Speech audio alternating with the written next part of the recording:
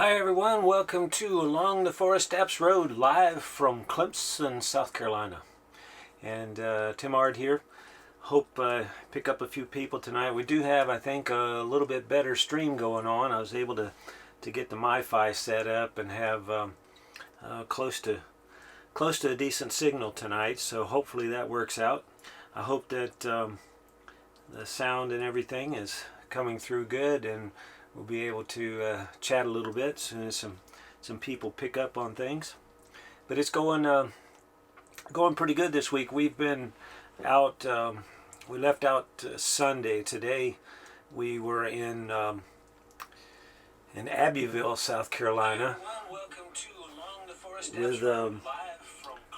Power Company and Little River EMC, and we had a great time with them today. It was kind of a one-day demonstration, and some of the guys had gone through before, and so they had several new people that they wanted to kind of get in the program. So we set up with them to go by there and did an inside session and went out along one of their power lines and worked on a dead pine tree that was out there.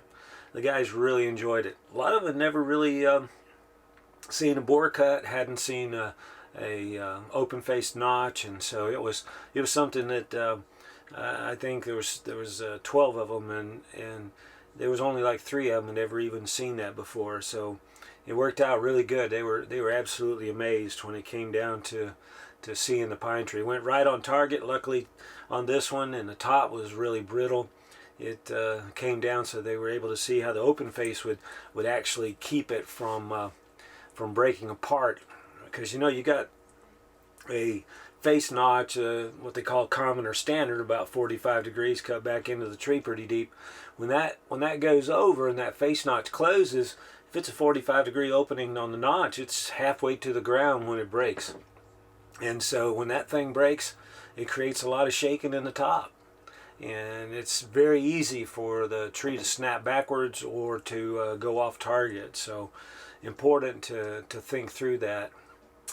But it also, they were a little bit amazed. I took throw line and put up about 2/3 up in the tree, and I could use just my wrist and shake that top about a foot, and a lot of people don't realize how much pressure can be put on with the line.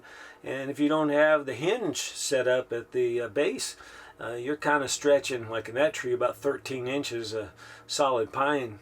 And so it gives a lot of resistance against it, and you can snap the top out pretty easy. So I showed them that once you set that hinge up, I was using a wedge, but setting that hinge up, and it offered quite a lot of ability to move it in the top, but it didn't flex it. It more or less, as I even drove the wedge, there wasn't any shaking. Every time I tapped the wedge, it went forward. So a lot of people don't realize exactly what a hinge and all can do for you, but that face notch is so important. Does that sound good, Laura? Everything sounded good, looking good? I see you've logged on. Hopefully so.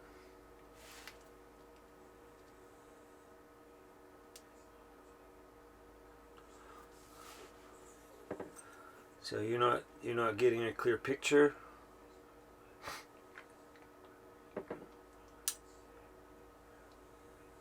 So hopefully it'll catch up with you. I know there seems to be about a 30-second lag time.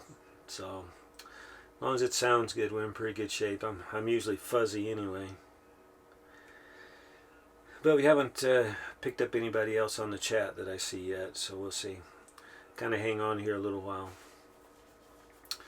But one of the things that I was working on the end of the week, last week in Crawford, Georgia, and I put up a video, I think Saturday or Sunday, on it.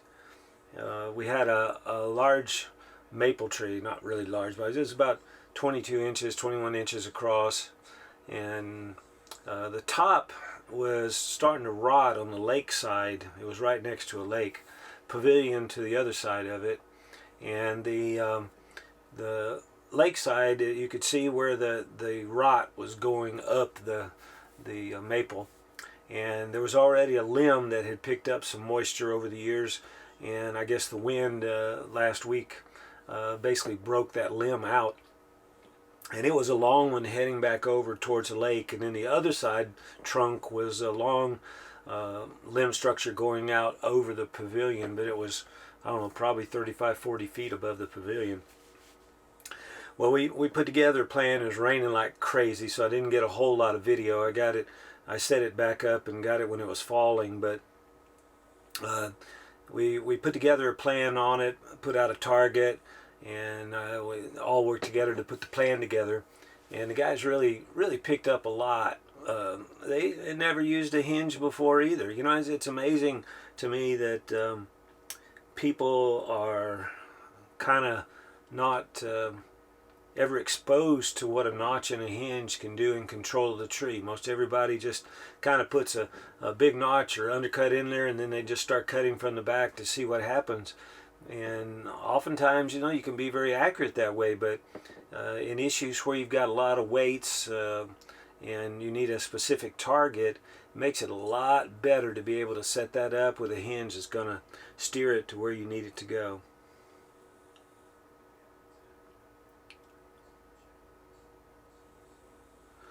So it's pretty neat. But anyway, you can see the video of it falling, I think, and it was pretty much right on target. But there was so much mud out there. The lake had overflowed with all the rainwater this past couple weeks, and they needed it down. So we tried to lay it onto a little pile there that hopefully was going to kind of keep it out of the wet, but it didn't do it. It splattered like crazy. So anyhow, that's the next thing to kind of look at there. And I did a little bit of bucking. I didn't get any video of it, but there was on the limb that was kind of big and up off the ground. We used some notches and hinges on that, and the guys were absolutely amazed how it was able to lower down the trunk and the limbs and all. So kind of the process last Friday in Crawford, Georgia. And it took me, I guess, probably about 5 hours to get home on about a 3-hour drive. Traffic around Atlanta on Friday is unbelievable, and I had to go and get caught up in all of it. So it was kind of a tricky situation. But we made it home about I guess 7:30, something like that. We had Saturday to get packed up, and Sunday headed back up this way. And like I say, today we were in Abbeville, South Carolina. Tonight now we've made it to Clemson University. We're doing a program for the LTAP here on the Clemson campus, and then we'll be heading out to Eastover, South Carolina, to DNR shooting facility down there. We've got a 2-day program. We got hands-on on Thursday, and so classroom I think Wednesday, and then the group will be going out for hands-on on Thursday on site there, and that's going to be a good one. Weather should be hopefully clearing up by then. It was kind of wet this morning, and everything was really damp this afternoon, but ended up pretty good. But then Friday, we're going to be in Columbia, South Carolina, at the South Carolina Cooperative statewide. And so Justin Tedder there and his group will be doing inside presentation, mostly a demonstration, but inside presentation, then going out after lunch to a tree and taking it down. So I'm looking forward to that for Friday. Then back home, and then we head out down to Weeki Wachee, Florida. We'll be down there with Southwest Florida Water Management doing a 3-day program, and then the Saturday, I think it's the 19th, if that's correct. I believe it's the 19th. Let me check here. On Saturday, yeah, the 19th, we're going to be in Brooksville, Florida, and we're going to be doing a workshop for Amsler's saw. And Amsler's does a great job getting people together, and everything they sell throughout the year, especially chainsaw wise, they offer a coupon to the customers. And every January or February we're down there, usually working with Southwest Florida Water Management, and we're set up on a Saturday to do the demonstration for them. And so we'll be there from, I think, about 8 o'clock until about noon, and then we go back to Amsler's shop, and they usually have a some type of a big feed, so having some type of meal set up for everybody. And I don't know, they may do it out. I think that the program is going to be held at Enon Baptist Church outside of Brooksville. I think the pavilion there is where they're setting up, but usually we go back to their shop for Saturday afternoon after we finish up. So it's a great day every year, and they usually have 45 or 50 people there, and good questions, good group to work with. And most of the time we'll have their up above the cemetery across the road from the church. They have a good bit of hardwood up through there, so we usually take down one, and they use it for firewood for the pavilion and stuff for the year. So anyway, looking forward to that, and be able to meet a lot of folks I see every year down there, but also hopefully some new ones. So if you happen to see this, if you're in that area around Brooksville, Florida, hope to see you there. Everybody is welcome at Amsler's, and they always have enough food for everybody, so don't fret about staying for lunch either. So anyway, that's kind of the program for the next couple weeks, and it's pretty packed schedule for the whole first half of the year, and it's already somewhat filled up for the second half too. So we're going to be doing a lot of presentations this year, so looking forward to that. Well, I'm going to take just a little break, and I'll be back in just a minute. I'm trying to get the iPad here set up so we can take and look at kind of drawing some different pictures here, kind of a chalkboard type situation, discuss some things of horizontal trees shortly. So I'll be back in just a few minutes. It is a situation of looking for hazards, side to side, up and down, back and forward movement, and so that's the next thing that we kind of look for there. And so I've got a little drawing that I use in a lot of the classes. Let's see if I can get it up here on the iPad for you.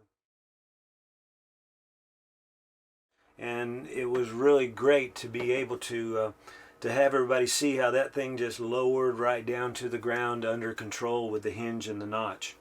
So very important to consider that. And now the next one that I have here to do is the original one is root bald. And so I put a notch here. Let me make one more copy of this. And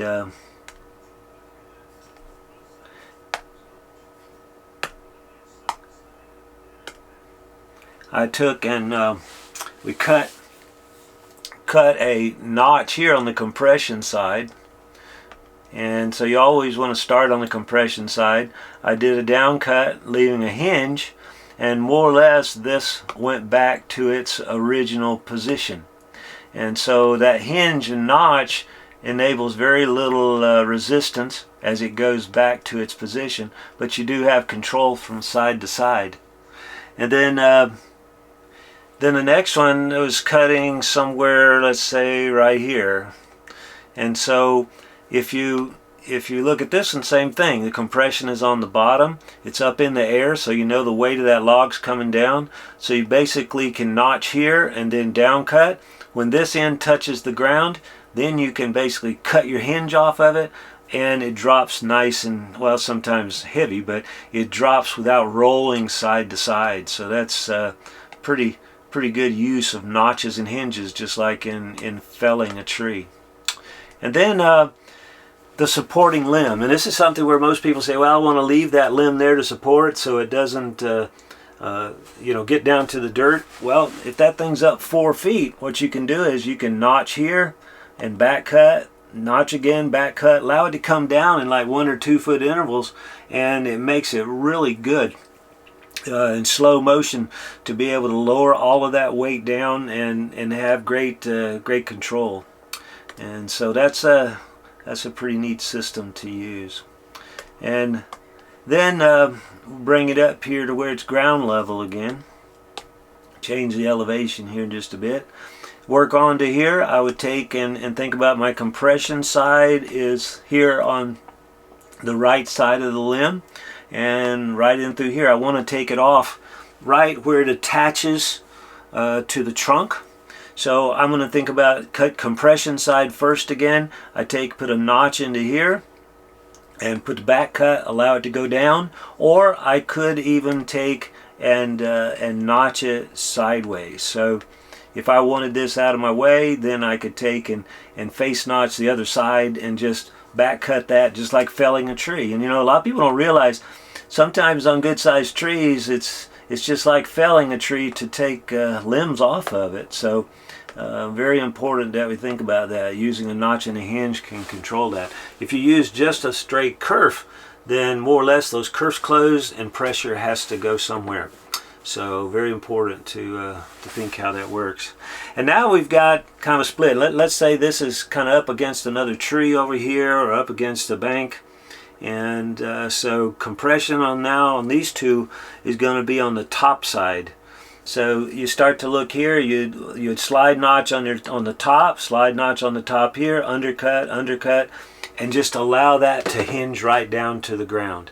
And same thing you would have if it was just a log there. If it was supported here and there and you were going to cut back here somewhere, is if you put a straight kerf in, it doesn't move very far till that 3/8 kerf closes, and now you've got pressure of twist, and it can grab your saw very quickly. Still always cutting the compression side first, but then when you cut down from the top, that kerf's going to close, pressure's got to go somewhere. So what do? Well, in this case, well, actually I was backwards on that, because I would cut the compression side first, which means I'm going to take this top side and more or less I'm going to put a notch into here and then undercut and allow this to come down, and except the notch will be here. So when I undercut it, that allows everything to fold there. So very nice to be able to lower a big heavy trunk down. And what I was saying, Aaron, on that was last week I had a big sweet gum. A gentleman had felled. I just put out a video on it. You can see it on the end of that. And it hung up on a pine tree. And then what happened is I had to cut it down. It was over a stump up in the air, probably the end of it was probably 6.5 feet up, but where the stump was about 3 feet. And I put a notch underneath it, nice open face notch, started down from the top, and that thing just lowered itself right down to the ground. The guys were just totally amazed. But I do it all the time. I mean, it's something where once you understand what hinges and notches can do with horizontal stuff, it is absolutely amazing. And so thinking through that process, the first thing that we kind of look at when we're looking at bucking something up like that is first of all any hazards that might be overhead, or it could be something that's on the ground. And then the next thing we look for is any side movement, and you always have to anticipate side to side, whether it be side pressures from the pieces behind something or over something, or whether it be it could roll down a bank or whatever. And then the next thing we have to look for is up and down. And in that case, it could be supported over a stump or a ravine or ditch or something. And if you have more weight on the other side of it, then you have the possibility of it lifting as you start to cut. And if you have it supported on two ends, like on this, let's say there was something supporting here and something supporting here, then your compression side's on top, and so you got to figure out it's going to go down at this point.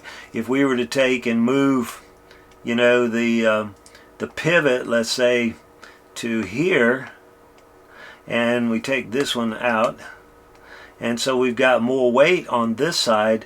As you start to look, your compression is going to be on the bottom, and more or less you start to cut, and what's going to happen is this is going to lift. So you know, how much it's going to lift has to be with how much distance you have past the fulcrum, whatever is holding it up. So you have to kind of be able to read that up and down movement. And then the fourth one is back and forward, and that is the toughest one to actually figure out sometimes, because you could have the back pressure from the limbs and canopy up against something, or you could end up you know, with something sliding down an area. So you always want to make sure that you look for that. And then you have the cut itself, and that's looking at discovering whether you could do it with a notch and a hinge, or you need to have a you know, some type of a offset cut. And offsets are used a lot with the cities and counties, because you can use that. A lot of people call it break cut or snap cut. You can do that on a log or a limb that's horizontal, and you can take and be able to cut your compression side, then your tension side, put anywhere from 2 to 5 inches or even more in some cases if you got a piece of equipment coming. And all you do then, you don't have to worry about getting stuck. You touch it with the machine, it pops apart. And so it can make cleanup work really, really fast. So a lot of different things to think through. So that's kind of a little bit on horizontal stuff here. Any questions tonight, Aaron? You still out there?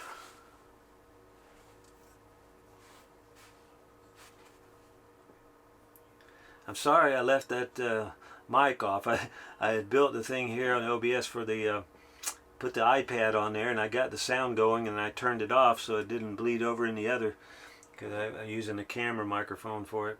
But we're kind of on the road this week. I was going over it a while ago.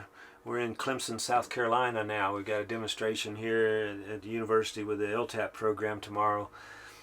Then we're going down, got a 2-day down in Eastover, South Carolina. So we're out and about. And weather's starting to clear up a little bit. It's supposed to be starting to warm up some down here this week. So looking forward to that. Did you get a big snow yesterday or day before? I think it was heading your way up that way, wasn't it?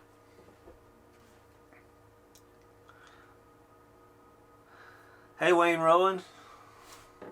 Good to have you drop by. There's a lot of stuff, you know, a lot of what I do with the training nowadays, especially all the city and county stuff and power companies, is looking at you know, the compressions and tensions and trying to keep people from getting stuck. So it's kind of neat looking at the planning process there. Aaron, on the tongue groove, we use that all the time on horizontal stuff. I thought you were talking about in the felling. Oh yeah, I think you are. Okay, I understand her now. I think you were just explaining that. But yeah, the tongue and groove,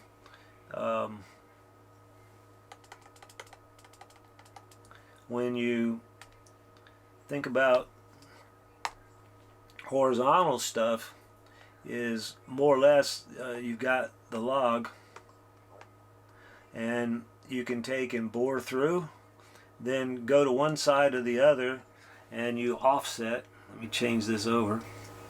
And you offset here. And so what happens is the bore cuts here in the middle. You cut your compression side first, then the tension side, and what it gives you is a tongue in a groove joint that when the equipment or you break it apart, then it can twist. But until that, it's kind of locked. And you can offset it, you know, 5 or 6 inches in some cases, and be able to and be able to really make it stable, especially for storm stuff. Like you got something that's up high and you got maybe going to break it with a rope or cable or something, or you got a piece of equipment coming, you can set that up. It's not going to twist. You can pop it right apart. So you said, will a notch cut on a horizontal cut keep a tree from rolling? Are you saying a down tree? Is that what you're saying, Wayne? That you place a notch and that would keep it from twisting? And that is true. I use notches and hinges for a lot of the horizontal stuff and hung trees to be able to keep them from twisting, so it lowers in the specific direction that you've got it notched, and works just like felling. Basically, it'll steer it right to the ground the way you want it to go, and it won't, unless you cut the hinge off of it behind the notch, it's going to go all the way down to the earth, so it keeps it from twisting on the way. Oh yeah, blown down tree. There's so much time lag here, so I don't know, you'll probably catch up with my conversation here in a minute.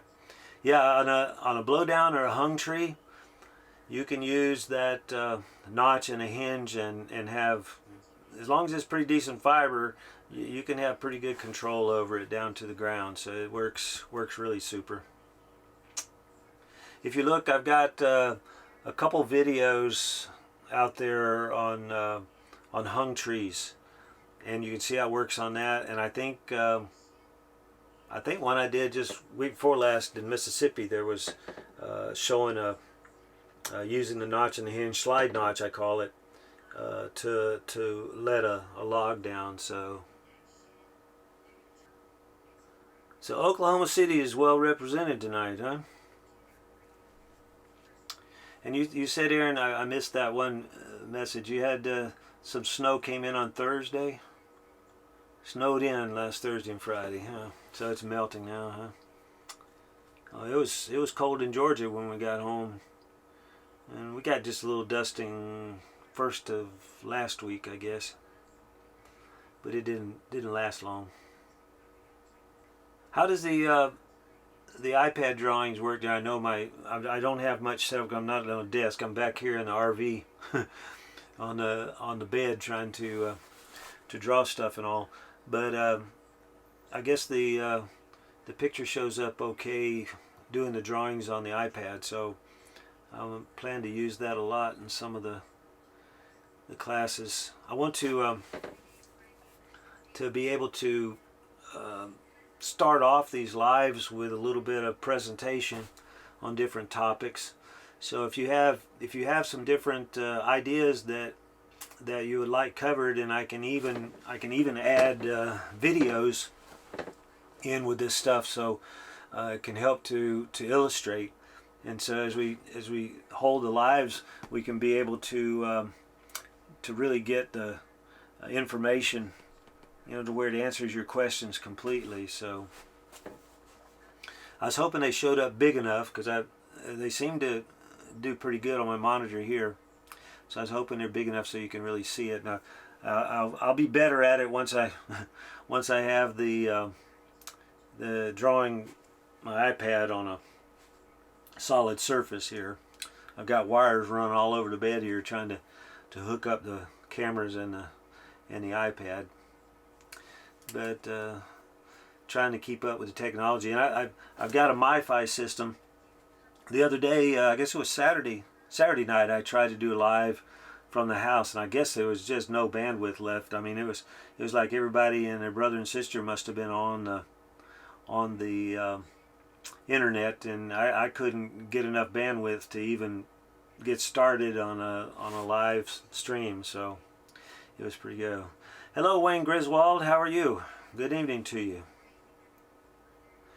I'm Wayne. I'm in Clemson, South Carolina tonight. We're at the Clemson University. We've got a presentation here tomorrow, and then we go down to Eastover, South Carolina. We were in Abbeville, South Carolina today with Little River EMC, Little River Power, and we're here at Clemson tonight. and then presentation here tomorrow, then down to Eastover, South Carolina for a 2-day hands-on, then Columbia for the South Carolina Electrical Statewide. So we're doing a presentation there on Friday outside of Columbia. But you're in Tucson, Arizona, so I don't guess, did you get, y'all had some cold weather the past couple weeks down there, didn't you?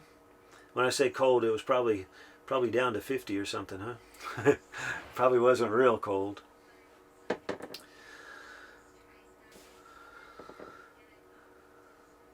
But I tried to do it live Saturday night, I was saying, and couldn't get enough bandwidth, and I've got a MiFi, and so I've got, here at Clemson, I got 5G. So looks like about five bars of 5G. So hopefully it's coming across pretty clear out there. I don't know. You got 28 in Tucson.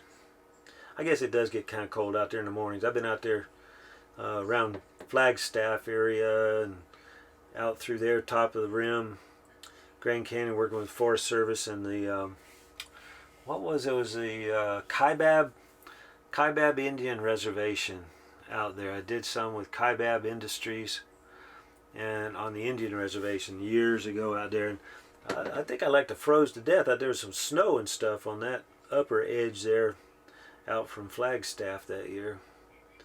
And that was in late spring, I guess. It got cold there later on that year. But definitely 28 in Tucson is cold. So let's see here. Take a picture. All right, I was going longer than I thought there, and my laptop was fixing to shut off. So it says, do you prefer, from Wayne Griswold, do you prefer the auto carbs or the original carbs? I've got both. I've got a 576 with adjustable. Older one. I've got the 362 steel with adjustable carb, and I've got a 362C with the M-Tronic. I tell you that the M-Tronics and the auto tunes to me are hard to beat. I mean, it gives you a lot of width on the power band, seems like, and with a regular adjustable carb, it doesn't seem to be as wide. It'll drop off a little bit quicker, under load, or takes a little longer on pickup also. I've been very pleased with the M-Tronics and the auto tunes, but I still carry one 362 with. I don't carry the 576 around much, but I do carry the 362 with the tunable carb. Because I do a lot with the cities and towns and different people that have older units, so I try to talk to them about adjustments on there. So I do have both. There used to be in the training, every place I went, we discussed carburetor adjustments quite a lot, and we did today. It's I was with the Little River Power, because it's something where it seems like the carbs that the guys are using aren't adjusted properly. They pick it up from a dealer, and the dealers try to do the best they can, but when they get to a different location or change fuels a little bit, stuff like that, or don't keep the air filters clean, and next thing you know, the adjustments are off. So, but anyhow, guys, I'm gonna have to get off here. This battery's not charging up, and it's about to die. So I will holler back maybe Thursday evening or something. I'll put something out on the community chat and let you know. And I appreciate y'all. Hopefully spread around to get people to subscribe on here, and also check out some of the old videos, because there's a lot of information out there, and we'll keep on pumping them out. So thank you very much for coming by, and wish y'all a good sawing. We'll talk to you later. Good night.